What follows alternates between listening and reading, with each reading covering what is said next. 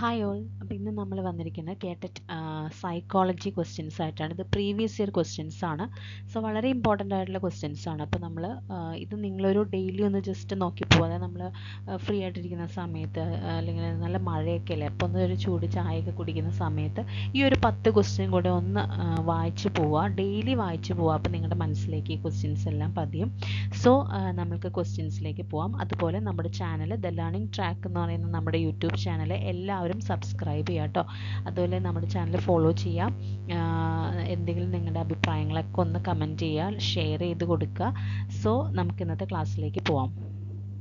ഇതാണ് നമ്മുടെ first question. In a child centred classroom child generally learn. First option individually, second option in groups, third option in individually and in groups, and the last option mainly from the teacher.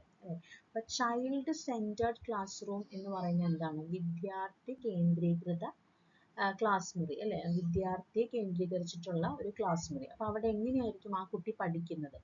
അപ്പോൾ individually ആയിട്ടാണോ പഠിക്കുന്നത്, അതായത് വ്യക്തിഗതമായിട്ടാണോ കുട്ടി പഠിക്കുന്നത്? അങ്ങനെ നടക്കുമോ? ഇല്ല അല്ലേ. ഇനി ഗ്രൂപ്പായിട്ട് മാത്രം പഠിക്കാൻ പറ്റുമോ? അതും നടക്കില്ല. പിന്നെ ഇൻഡിവിജ്വലിയും പഠിക്കുന്നുണ്ട്, ഗ്രൂപ്പായിട്ടും പഠിക്കുന്നുണ്ട്. ആ ഒരു ഓപ്ഷൻ നമുക്കൊന്ന് എടുക്കാം അല്ലെ. നമ്മൾ പണ്ട് നമ്മുടെ ക്ലാസ് മുറികളിൽ നമ്മൾ എങ്ങനെയാണ് പഠിച്ചിരുന്നത്? നമ്മളെ വീട്ടിൽ പോയിട്ട് ഇൻഡിവിജ്വലി നമ്മൾ പഠിക്കുന്നുണ്ട്, ക്ലാസ്സിൽ വന്നാൽ നമ്മുടെ ഫ്രണ്ട്സായിട്ട് നമ്മൾ ഡിസ്കസ് ചെയ്തും പഠിക്കുന്നുണ്ട് അല്ലെ. അപ്പോൾ രണ്ട് രീതിയിൽ നമ്മൾ പഠിക്കുന്നുണ്ട്. അപ്പോൾ ഈ ഒരു ക്വസ്റ്റ്യൻ്റെ ആൻസർ എന്താണ് വരുന്നത്? In individually and in groups, അതായത് ഓപ്ഷൻ സി ആണ് ആൻസർ. രണ്ട് രീതിയിൽ നമ്മൾ പഠിക്കും അല്ലെ. അപ്പോൾ നമ്മുടെ ഒരു എന്താ പറയുക, നമുക്കുണ്ടായ കുറച്ച് കാര്യങ്ങൾ നമ്മളുടെ അനുഭവം തന്നെ നമുക്കൊന്ന് ഓർത്തെടുത്താൽ മതി ഈ ഒരു ക്വസ്റ്റ്യനിൽ അല്ലെ. അപ്പോൾ കൂടുതൽ പേരും തെറ്റിച്ചിട്ടുള്ള ഒരു ക്വസ്റ്റ്യൻ ആണ്. അപ്പോൾ നിങ്ങൾ തെറ്റിക്കാതിരിക്കുക. ഒരു ചൈൽഡ് സെൻറ്റേർഡ് ക്ലാസ് റൂമിൽ എങ്ങനെയാണ് കുട്ടികൾ പഠിക്കുന്നത്? ഇൻഡിവിജ്വലിയും പഠിക്കുന്നുണ്ട്, ഗ്രൂപ്പ്സ് ആയിട്ടും പഠിക്കുന്നുണ്ട്. So option C, in individually and in groups, ഇതാണ് ആൻസർ. സോ നിങ്ങളുടെ സെക്കൻഡ് ക്വസ്റ്റ്യൻ ഇതാ. Grading is related with Greek word ഗ്രേഡസ്.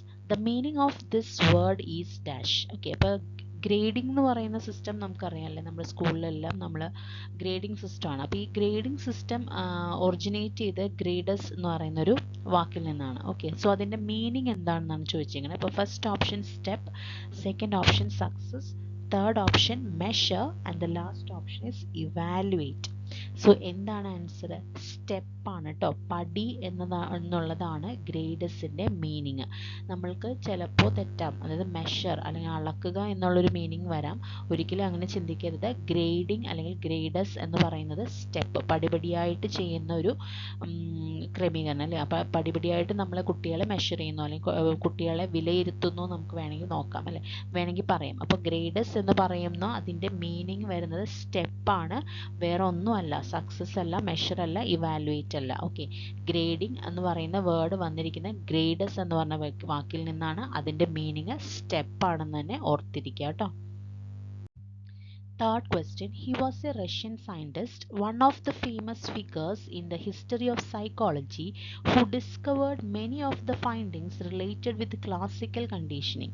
Who is the scientist referred here? അപ്പോൾ ക്ലാസിക്കൽ കണ്ടീഷനുമായി ബന്ധപ്പെട്ട പ്രധാന കണ്ടെത്തലുകൾ നടത്തിയിട്ടുള്ള ഒരു മനഃശാസ്ത്രജ്ഞനെ പറ്റിയാണ് പറയുന്നത് അല്ലേ. അങ്ങനെ റഷ്യൻ മനഃശാസ്ത്രജ്ഞനാണ്. അപ്പോൾ ആരാണ് ഇവിടെ സൂചിപ്പിക്കപ്പെട്ട ആ ശാസ്ത്രകാരൻ ആരാണെന്നാണ് ചോദിക്കുന്നത്. ഓക്കെ, ആരായിരിക്കും? നമുക്കറിയാം ക്ലാസിക്കൽ കണ്ടീഷനിങ് എന്ന് പറയുമ്പോൾ തന്നെ നമ്മുടെ മനസ്സിൽ ഓടിയെത്തേണ്ട ഒരു പേര് ഏതാണ്? ഇവാൻ പാവ്ലോവ് ആണ്. അപ്പോൾ ആൻസർ എന്താണ്? ഇവാൻ പാവ്ലോവ് ആണ് കേട്ടോ. A 6th standard student, Sulaiman is capable of apt and fluent usage of words as per the findings of multiple intelligence theory. Which intelligence makes the child stronger in this aspect? Okay, ഇപ്പോൾ സുലൈമാൻ എന്ന് പറയുന്ന കുട്ടി നന്നായിട്ട് fluent ആയിട്ട് words ഒക്കെ പറയും അല്ലേ, വാക്കുകൾ ശരിയായ രീതിയിൽ ഉപയോഗിച്ച് നല്ല ഒഴുക്കോടെ സംസാരിക്കും എന്നാണ് പറയുന്നത്. അപ്പോൾ ആ ഒരു കുട്ടിയെ ഡിപ്പെൻഡ് ചെയ്യുന്ന നമ്മുടെ മൾട്ടിപ്പിൾ ഇൻ്റലിജൻസ് തിയറിയിൽ ഏത് ഇൻ്റലിജൻസ് ആണ് ഈ ഒരു കുട്ടിക്ക് സ്ട്രോങ്ങർ ആയിട്ട് വരുന്നത് അല്ലേ. ഇപ്പോൾ നമ്മുടെ first option logical mathematical intelligence, musical intelligence, spatial intelligence, linguistic intelligence. ഇതിലേതാണ് വരുന്നത്? ലിംഗ്വിസ്റ്റിക് ഇൻ്റലിജൻസ് ആണ്. ഓക്കെ, ഭാഷാപര ബുദ്ധിയാണ് അല്ലേ. ഭാഷ നന്നായിട്ട് യൂസ് ചെയ്യാൻ പറ്റുന്ന ആൾക്ക് വരുന്ന ഇൻ്റലിജൻസ് ലിംഗ്വിസ്റ്റിക് ഇൻ്റലിജൻസ് ആണെന്ന് ഓർത്തിരിക്കുക. Next question. Oedipus complex and Electra complex are found among children of early childhood.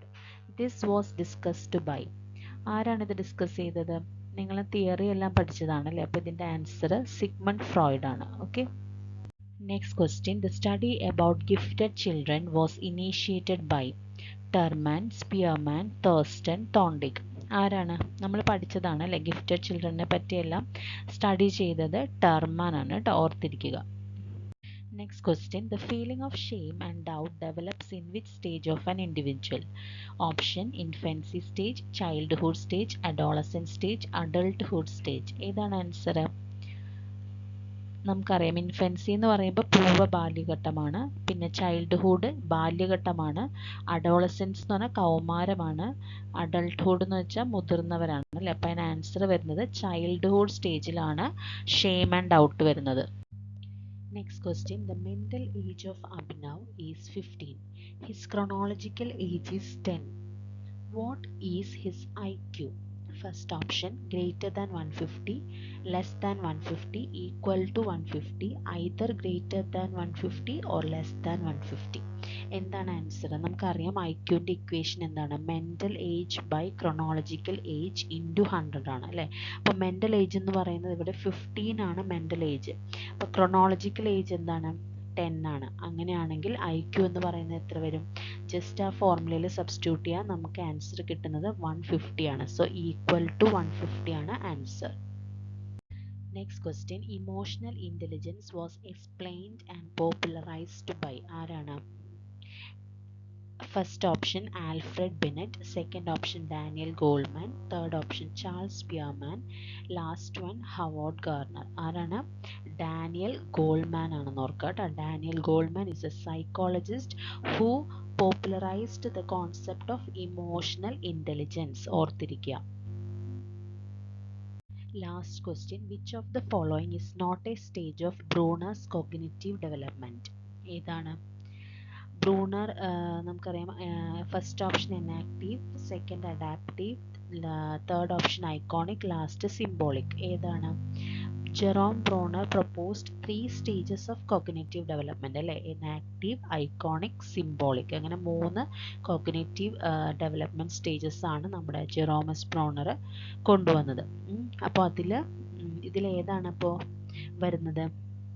Yes, correct option adaptive ആണ് അല്ലേ. അഡാപ്റ്റീവ് സ്റ്റേജ് ആണ് നമ്മുടെ ബ്രൂണറിൻ്റെ അല്ലാത്ത ഒരു സ്റ്റേജ് വരുന്നത്. ബാക്കി 3ഉം ബ്രൂണർ പ്രപ്പോസ് ചെയ്ത സ്റ്റേജസ് ആണ്. Inactive, iconic, symbolic. Adaptive stage മാത്രം ബ്രൂണർ പറഞ്ഞിട്ടില്ല. Okay, so that is the answer.